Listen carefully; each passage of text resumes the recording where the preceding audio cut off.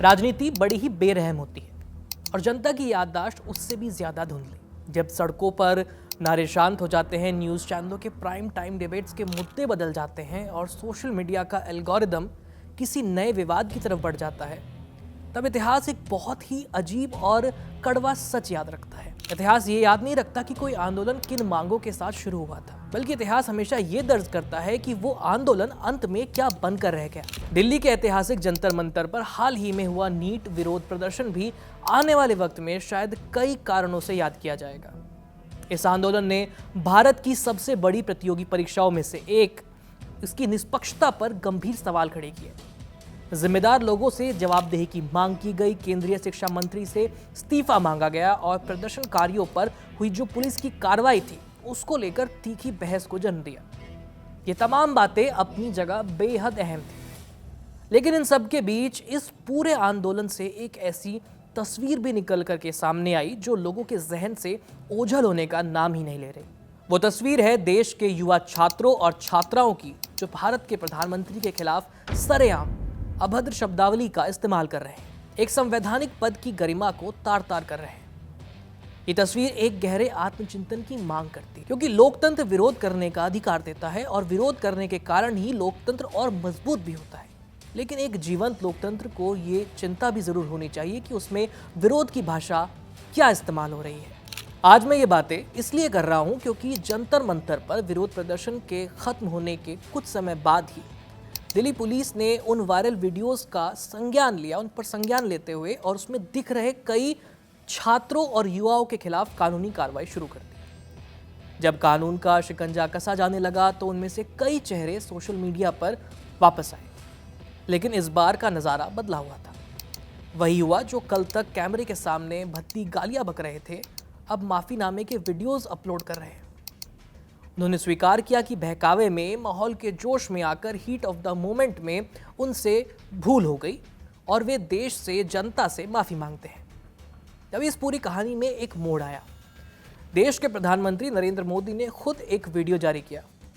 उन्होंने सार्वजनिक रूप से कहा कि उन्होंने उन सभी युवाओं को दिल से माफ कर दिया है जिन्होंने उन्हें और उनकी दिवंगत मां को अपशब्द कहे थे। ये भारतीय राजनीति में एक बेहद दुर्लभ राजनीतिक घटनाक्रम था। अब कोई इसे राजनीतिक बड़प्पन कह रहा है, कोई इसे स्टेटमैनशिप का नाम दे रहा है। यह हर व्यक्ति के अपने नज़रिए और अपने विश्लेषण पर निर्भर करता है, लेकिन एक बात तय थी, इस एक बयान ने पूरी बहस का रुख मोड़ दिया। किसी भी लोकतंत्र में सरकारों को जनता की तीखी से तीखी आलोचना सहनी ही चाहिए।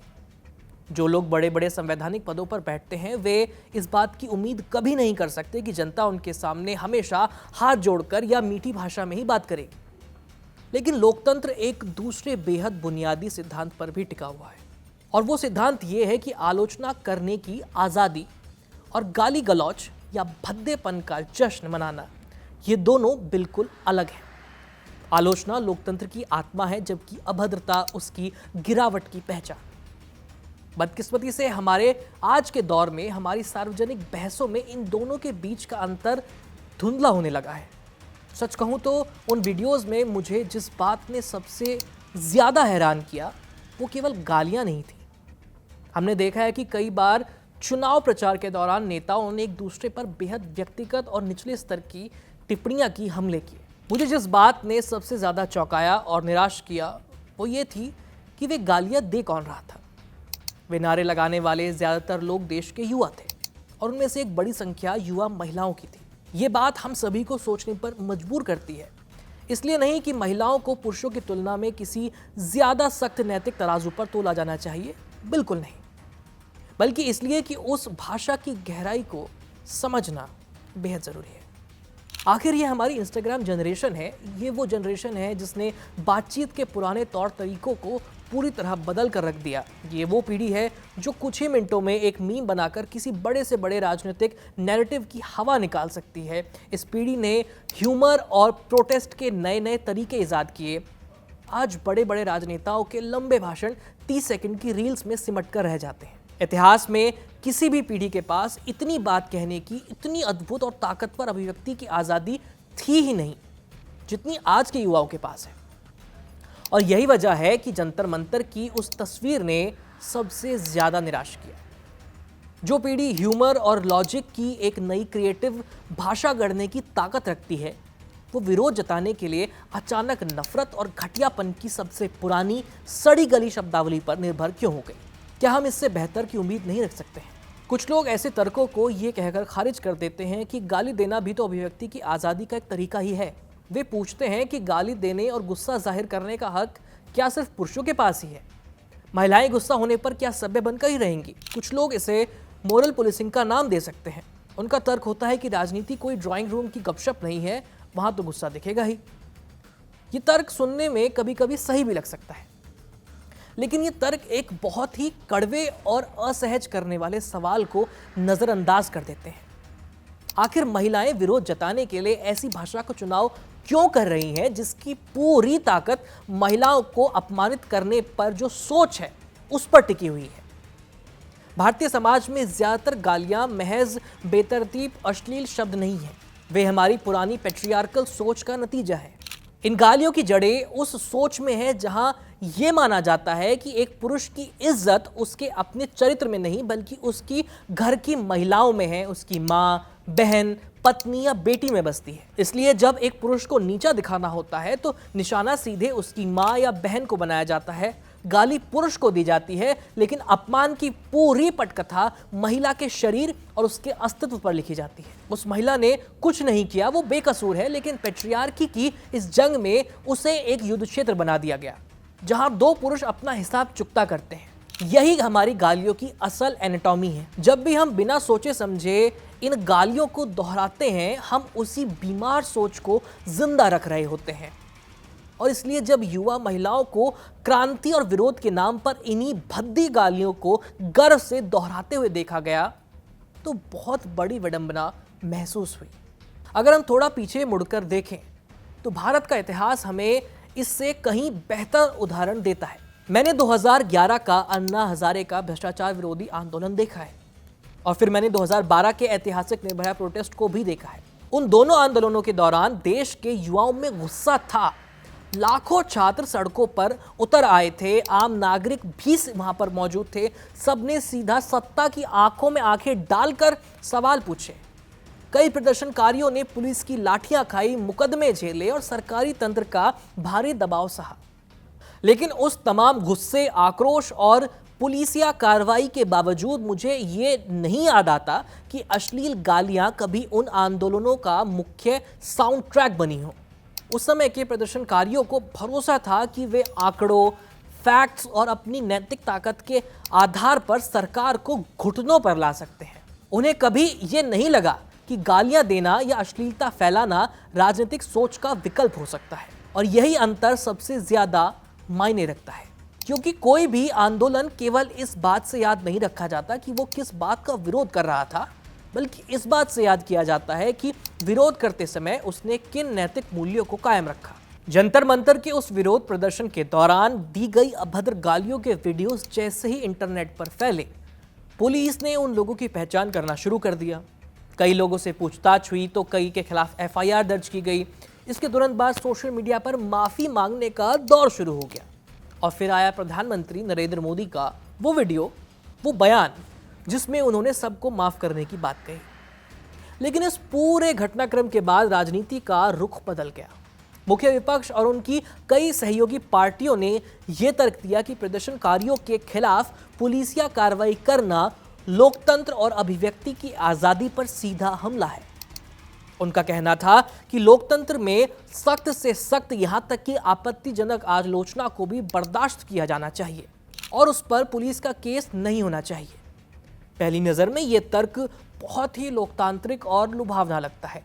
बिल्कुल, लोकतंत्र तब सांस नहीं ले सकता जब नागरिकों को सत्ता की आलोचना करने पर जेल जाने का डर हो। सरकारों को हर हाल में असहमति बर्दाश्त करनी चाहिए। लेकिन यहां एक और सिद्धांत है जिस पर उतना ही ध्यान देने की जरूरत है, वो है संवैधानिक सिद्धांत। ये तभी सार्थक होते हैं जब उन्हें बिना किसी भेदभाव के हर स्थिति में समान रूप से लागू किया जाए।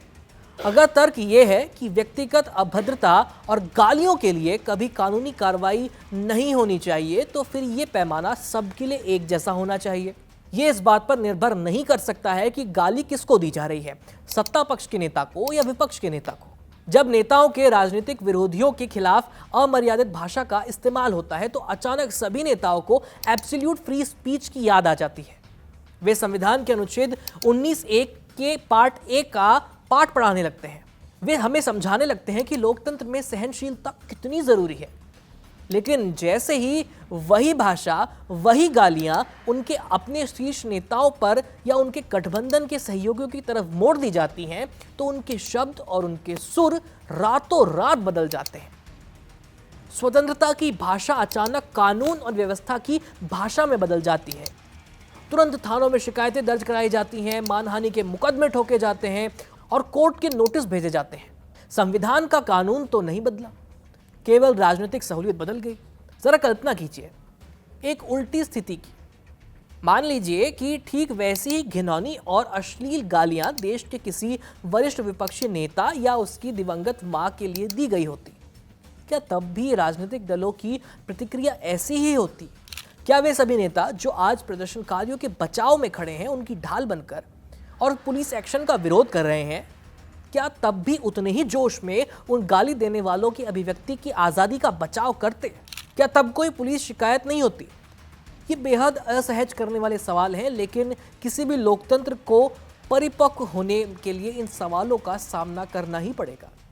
इतिहास गवाह है कि कांग्रेस और दूसरे विपक्षी दलों के नेताओं ने कई बार राहुल गांधी, सोनिया गांधी या मुख्यमंत्रियों के खिलाफ सोशल मीडिया पर की गई अभद्र टिप्पणियों और अश्लील वीडियोस को लेकर पुलिस में शिकायतें दर्ज कराई हैं, गिरफ्तारियां हुई हैं, केस चले हैं।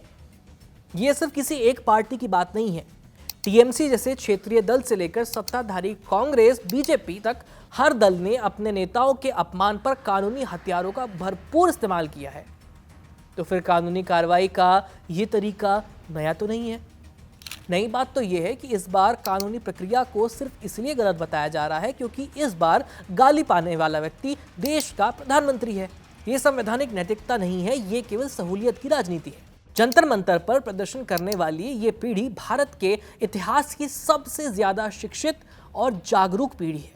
इन्हें दुनिया के सामने अपनी बात रखने के लिए किसी बड़े टीवी चैनल या बड़े अखबार की जरूरत नहीं है, क्योंकि इनके पास मोबाइल और सोशल मीडिया है। अगर आपके पास सरकार की नीतियों को चुनौती देने के लिए इतने मजबूत तर्क हैं, तो आप भद्देपन का सहारा लेकर अपने ही तर्कों को कमजोर क्यों बना रहे हैं? लोकतंत्र इसलिए कमजोर नहीं होते कि नागरिक सरकारों की तीखी आलोचना करते हैं। लोकतंत्र तब खोखले होने लगते हैं जब हमारी सार्वजनिक संस्कृति आलोचना और अपमान के बीच का फर्क भूल जाती है। इतिहास गवाह है कि दुनिया के सबसे बड़े और असरदार राजनीतिक आंदोलन इसलिए नहीं जीते गए कि वे सबसे ज्यादा जोर से चिल्ला सकते थे या वे गंदी से गंदी गाली बक सकते थे। वे इसलिए जीते क्योंकि उनके पास सबसे बेहतरीन और न काटे जाने वाले लॉजिक थे।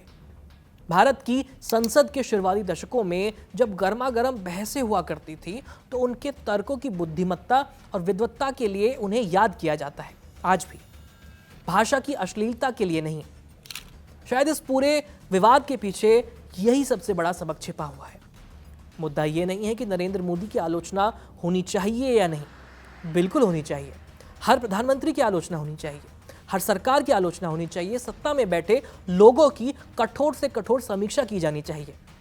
कोई भी लोकतंत्र इसके बिना जिंदा ही नहीं रह सकता।